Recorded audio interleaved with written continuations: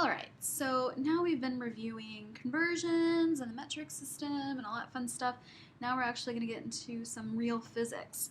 So in physics, we say that physics is the study of matter and energy basically, but we study a lot of different topics in physics that we don't necessarily cover in chemistry or definitely not biology. So we cover mechanics, electricity, magnetism, light. We cover all those aspects, plus a great many more. But in this class, for about the first half of the class, we're going to talk about mechanics. And mechanics is the study of the relationship between matter, the forces, and the motion of that matter. So in mechanics, we have a unit called kinematics. And that's basically the study of motion. And that's what we're going to be talking about for the first half of this quarter, is just kinematics, or the study of motion. So the first thing we're going to talk about displacement and velocity. So you guys need to know how to calculate displacement and really what it is. That's most important. You're going to differentiate between displacement and distance. So what's the difference? Solve some velocity problems, and then you're also going to tell me the difference between velocity and speed. So displacement is a straight line distance between the initial and the final points. So if you're going between the main building and the portables, and you just walk in a straight line, it's a straight line distance between the main building and then the portables. It also has a direction. So it has a magnitude and a direction. What I mean by magnitude is that it has an amount or quantity associated with it. So maybe the distance between the main building and the portables would be 500 meters, but it also has a direction. So maybe it's 500 meters east or west or left or right. It has a direction associated with it. Now displacement, you'll also see this symbol as displacement, which is delta x. X represents position. So you take your final position and then you subtract your initial position. So anytime that we see this triangle in this class, it means a change in. So what was the change or the difference between the final position and the initial position? All right, now displacement can also be positive or negative. So if we're looking at displacement, that positive or negative sign indicates a direction.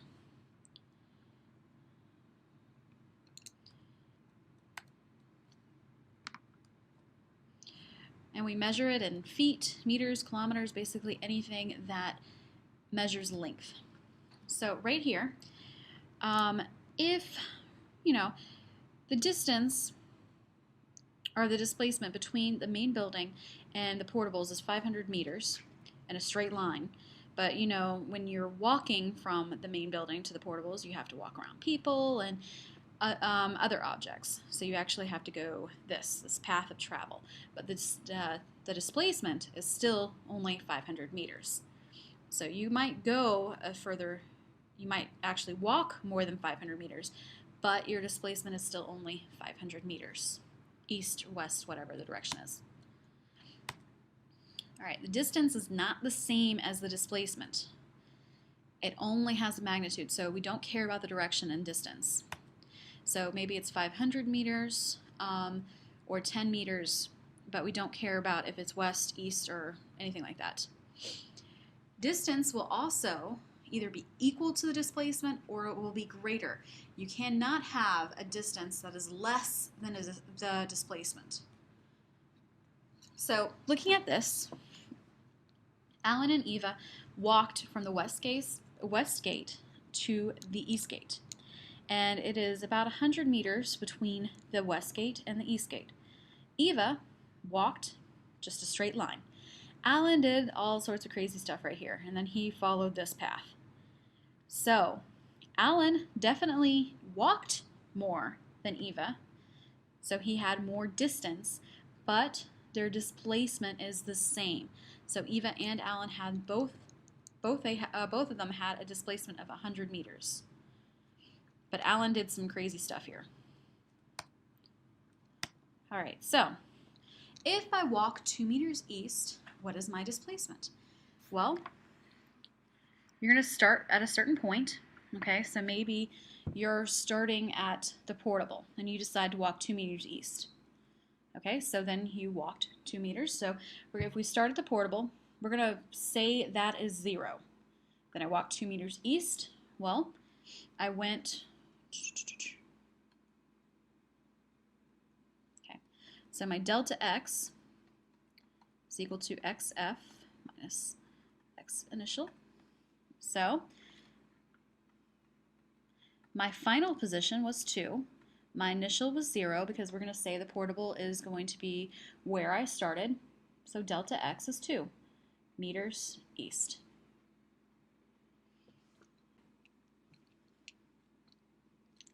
So if I walk 2 meters east and I walk 2 meters west, what is my displacement? Well, I know that I'm starting at whatever I'm starting at. So I'm starting at my portable.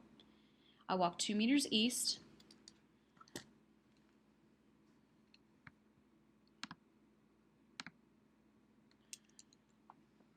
Okay, so if I walk 2 meters east and I walk 2 meters west, what is my displacement? So let's say that I'm starting at my portable. This is my portable. I walk 2 meters east. Then I'm 2 meters out, and then I decide to walk 2 meters west. Well, if I do that, then I should just end back. I should just be at the portable at the end. So technically, my displacement should be 0. If you ever end up in the same spot that you started at, your displacement is 0. So if I wanted to show a graph of this, okay, I'm going to have, a position versus time graph. Okay, so here's my time. Here's my position. Okay, so when I'm looking at the middle, it's whatever my frame of reference I pick. So we can say 0 meters, but where is 0 meters? Do you consider the portable 0 meters? Do you consider a desk 0 meters? So we're going to say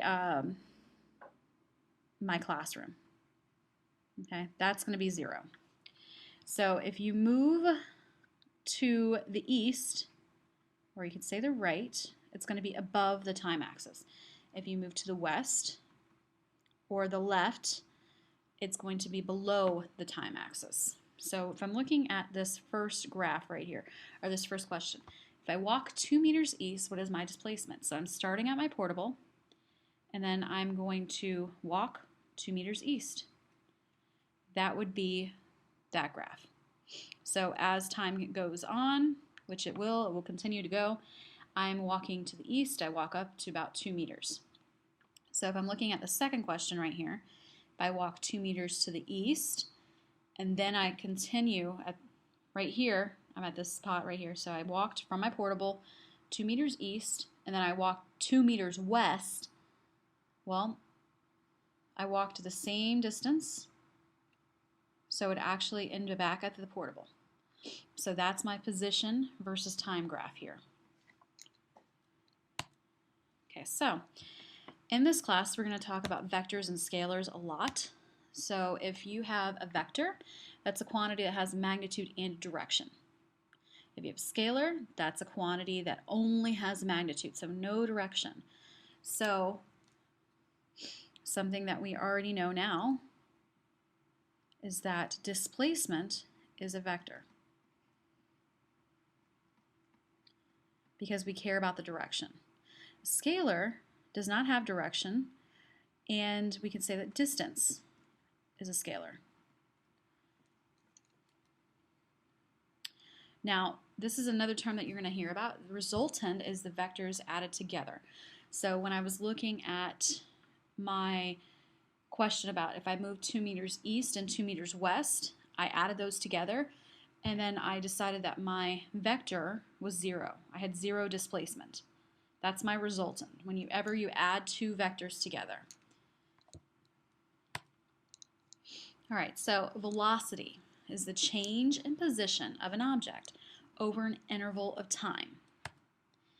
So velocity is equal to delta x divided by delta t. So remember, triangle means change in.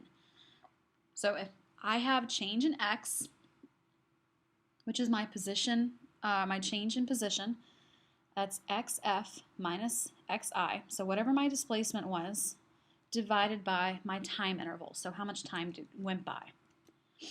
That has a magnitude and a direction. So is it vector or scalar? Well, first of all, if I'm looking at this, it has displacement in it. And we already decided that displacement is a vector because we care about the direction. So velocity is a vector because we care about the direction. So your velocity can be positive or negative. So let's go ahead and do a problem. All right, so Miss K takes her dog Zeus for a walk. If they walk 27 minutes and travel 1.89 kilometers east, what is their average velocity in meters per second? So whenever you have a problem in my class, you need to basically translate it. That's really the first thing you want to do. So what was given to you? Okay, so if they walk for 27 minutes, so stop. I know that I have a number here. I have 27 minutes. So now I need to decide what that is. So they walked for 27 minutes, a total of 27 minutes. Well, it looks like I was walking for 27 minutes, and I'm not given an initial time or a final time. I just know that my change in time as I went for the walk was 27 minutes. That is my delta t. Then I travel for 1.89 kilometers. So I need to decide what this is. And this is also east.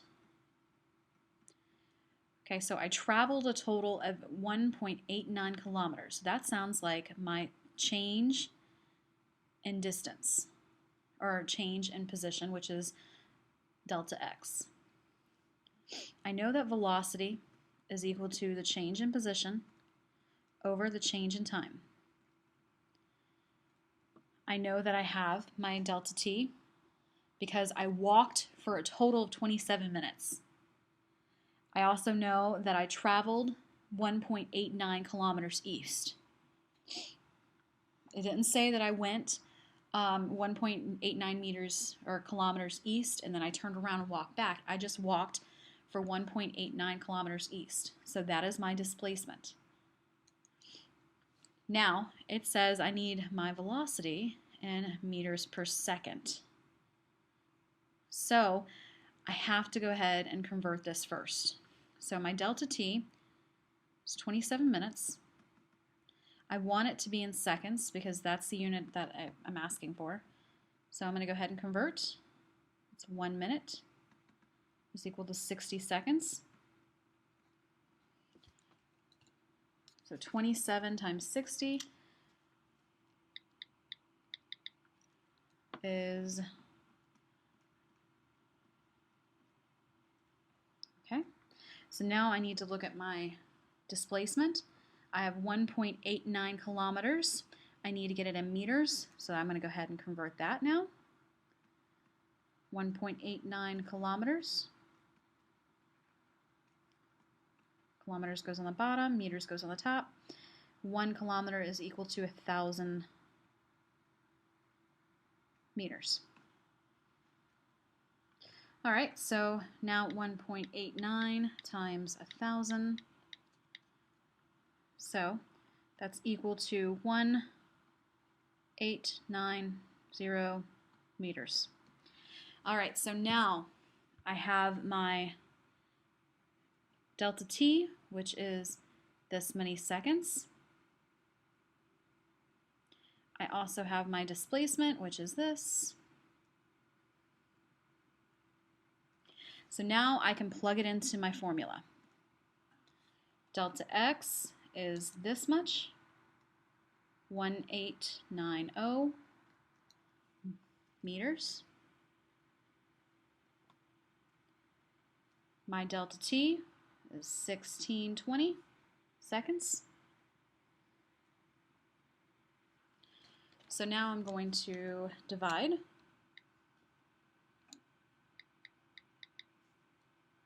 All right, I should get when I round it, 1.2 meters per second. And then also I traveled east the entire time, so that's my direction. So it's 1.2 meters per second east. All right, so speed. Speed is the change in distance over an interval of time. So velocity was the change in displacement or the change in position over an interval of time. So speed basically has the same formula. And really this should not be x, it should be t, or no, I'm sorry, d. So it's the change in distance. That should be d. The change in the distance, which can be different from your displacement, if you remember. So it only has a magnitude, it does not have a direction, we don't care about that. So is it a vector or is it scalar? Well, if I just have distance in there, I do not have displacement in there, it should be scalar because we don't care about the direction. So it's going to be a scalar quantity. It's not a vector. Okay, so when you're moving in a straight line, your velocity and speed are the same thing, which is why some people use the terms interchangeably, but they're not always going to be the same. So if you're moving in a straight line, the speed and the velocity are the same. If not, they're not going to be the same. All right, so let's do another question. Polar bears are extremely good swimmers with an average speed of 2.6 meters per second. How far will they have traveled after 2 minutes? So we're going to go ahead and pull out the information here. Okay, so polar bears are extremely good swimmers with an average speed of 2.6 meters per second. So I'm going to write that down. 2.6 meters per second. It says it's an average speed. So that's going to be speed. Okay, how far will it have traveled after 2 minutes? So I have 2 minutes. And that's going to be my change in time. Because after 2 minutes, that's how much time has gone by. That's the difference in the time. So I know that speed is equal to the change in distance over the change in time. Okay, so I have my speed and I have my delta t. I need to get my change in distance. So in order to do that, you're going to get change in distance by itself. So to do that, we're going to multiply both sides by delta t. That leaves us with change in distance by itself. So the distance that you travel is equal to the speed times delta t. All right, so I can already look at this and tell there's going to be an issue because my speed is in meters per second, my time is in 2 minutes. I cannot do any math with this because they're not going to mix. I've got minutes and I've got seconds. I've got to convert one of them. So the easiest thing to do is convert this to seconds. So 1 minute is equal to 60 seconds. So if I multiply that, I'm going to get 120 seconds. Okay, so now I'm going to solve. I have speed, I have time, I can plug that in. So the change in the distance, or the distance traveled, is equal to the speed, which is 2.6 meters per second. And I multiply that by 120 seconds. My seconds will cancel. So 2.6 meters per second. That's 312 meters.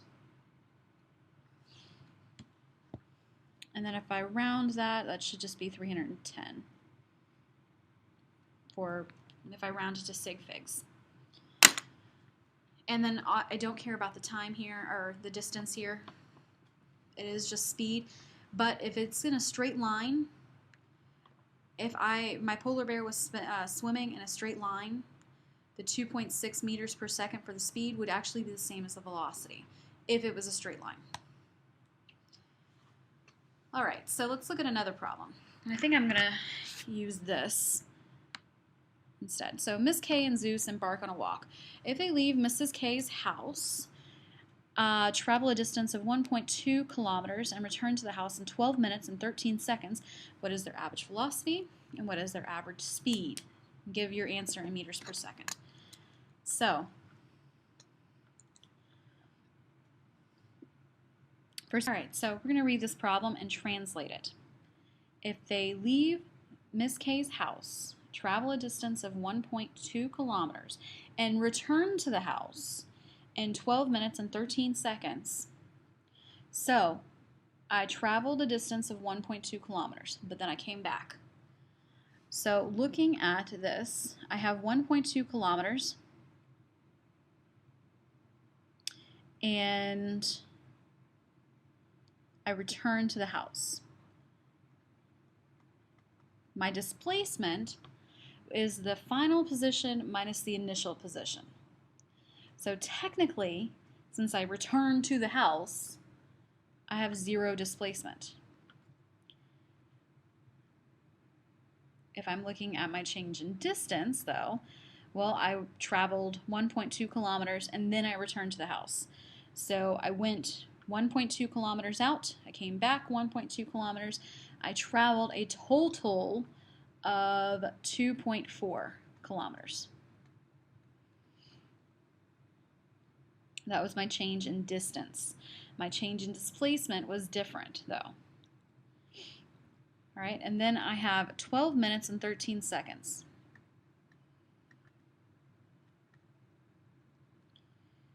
Okay, that is my change in time. That all that traveling took me 12 minutes and 13 seconds. And I want to know the average velocity, and I also want to know the average speed. So when I look at this, first of all, I need to get all of this in the correct unit, and I want it in meters per second. It says give your answer in meters per second, so I'm going to go ahead and convert this to seconds. So I have 12 minutes. Convert that to seconds. Okay, so now I have 12 minutes times 60 seconds. It gives me 720 seconds, but I have this too.